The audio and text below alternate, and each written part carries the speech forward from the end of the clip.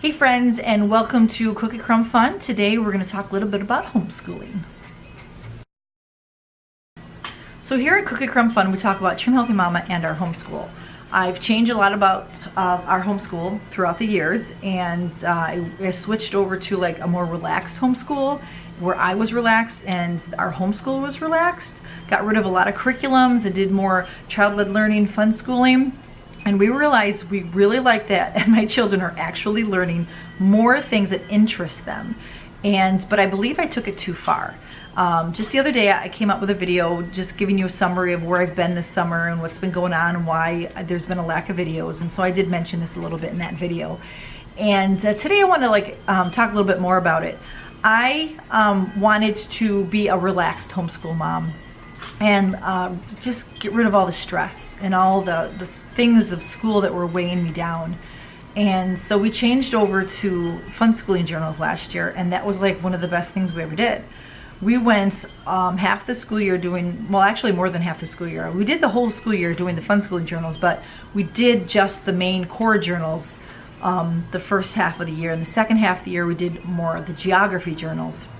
And then anything that led the children interestedly. You know, we used the math ones, we used the English ones for the older kids, and then the science Minecraft ones for the older kids. My teenagers kind of did the science on their own through books and YouTube, and they learned that way.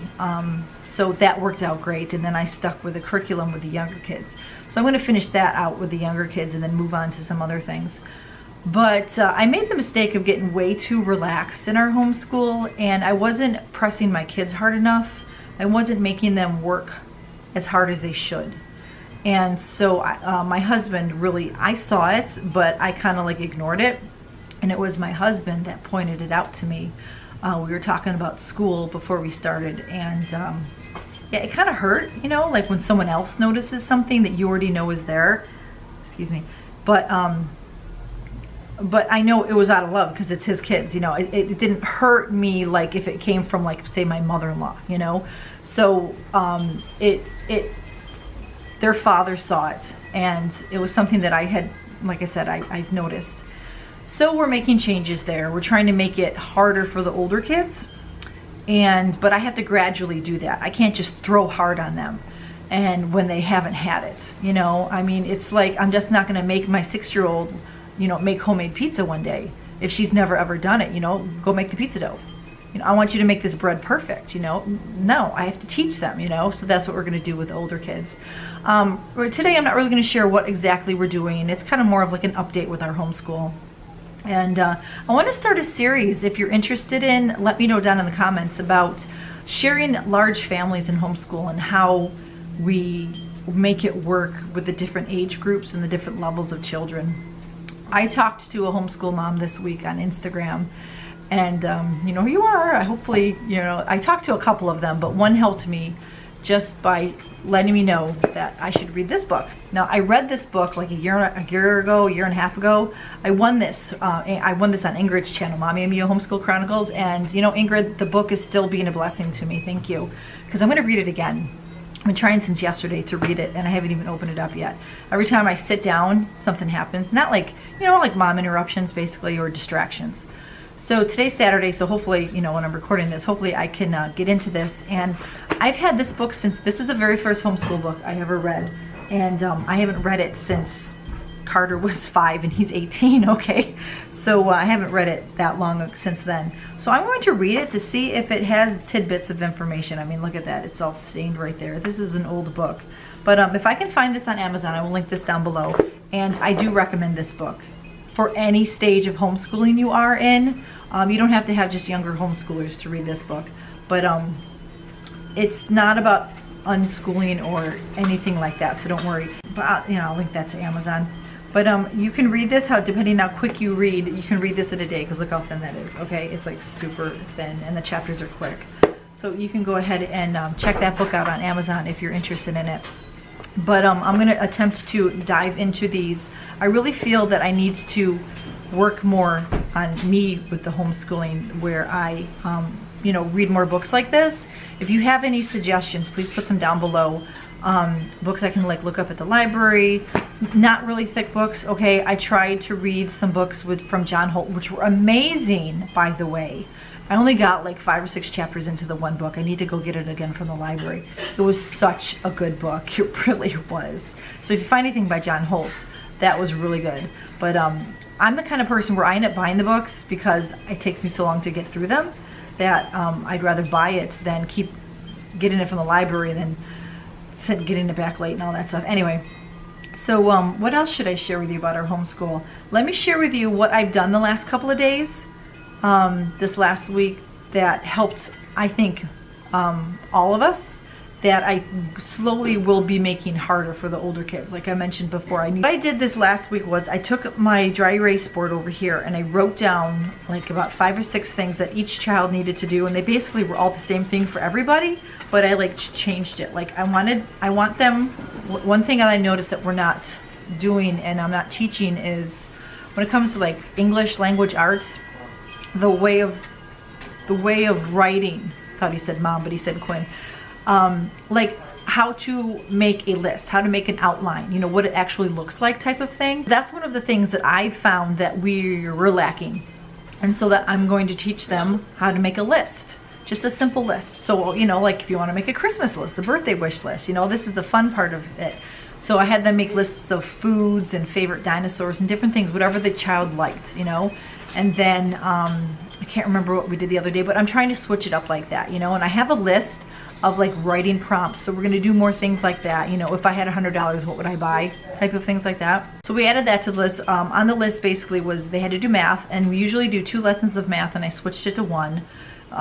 They read for 30 minutes. They let's see, they had to do copy work, and then let's see, they had to research something. The older kids, I sent them to research something, whether it's an animal. My son has a bearded dragon, so he's researching the correct ways to take care of it and what to feed it. And since we're going to be camping, we're trying to figure out how to take care of it for that week. So I want him to research, do we need to ask a friend to come by once or twice that week to do something for it, or can we somehow have enough food and water in the tank with it for the week? You know, I want him to research that. I'm trying to get my kids to do more hands-on things, you know, like I had one child build a paper airplane, and it was a difficult paper airplane, so we did step-by-steps together. And you know, once you do one, you kind of figure out the rest of them, so hopefully that'll be more fun. They're researching more about their animals. We're going to be including California history, like the whole state rather than just our area. Like last year we did our area's history, you know, from the Sierra Nevadas all the way down to San Francisco, anything that's happened from the gold rush and earthquakes and everything throughout the years. And that was so much fun, all that we learned. I mean, I think we remember basically all of it. It was so much fun, all the different facts. But let's see, math, copy work, reading, and then I would have my daughter, who I'm noticing that she doesn't have that comprehension. She's not remembering what she just read, but when she reads out loud to me, she remembers it. So I don't think she was reading correctly, quietly to herself. So I'm going to have her read to me out loud every day, and it's working out so far. And then I'm having my younger daughter and my older daughter, they're both going on ABC Mouse for like, I don't know, a half hour or something like that, just to get a video in of learning about letters and blends and all that stuff that they do there. Doing the research is really helping with animals or whatever subject topic that they choose. You know, like, you know, your career, like the older kids are going to be looking into what they want to be when they grow up. They're going to be doing more of that type of thing. I'm trying to remember what else was on the list. It took them a few hours to get all of this done because they just, not that they went slow and lazy about it, but they took their time and they did it right, you know. And, you know, they do chores in the morning, so sometimes we get a really late start, and I'm trying to change that, so, you know, that's going to be hard for me to do.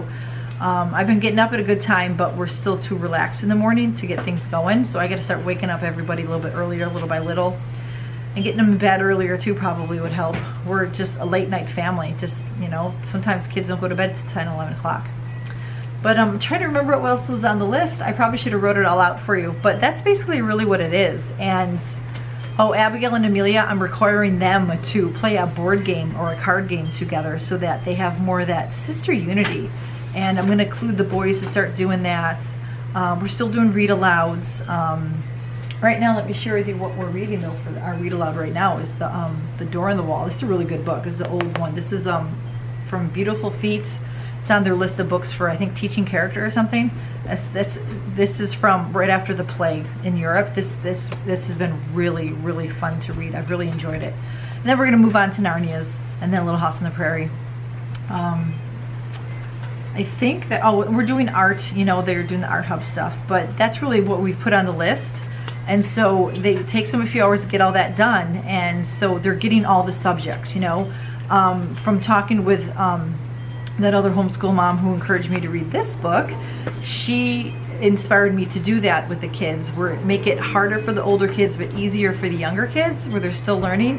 And that's exactly what we've done the last few days, and it's been more enjoyable. I've sat down with the girls, the two girls and me. We snuggle on the couch, we get out the Beautiful Feet books.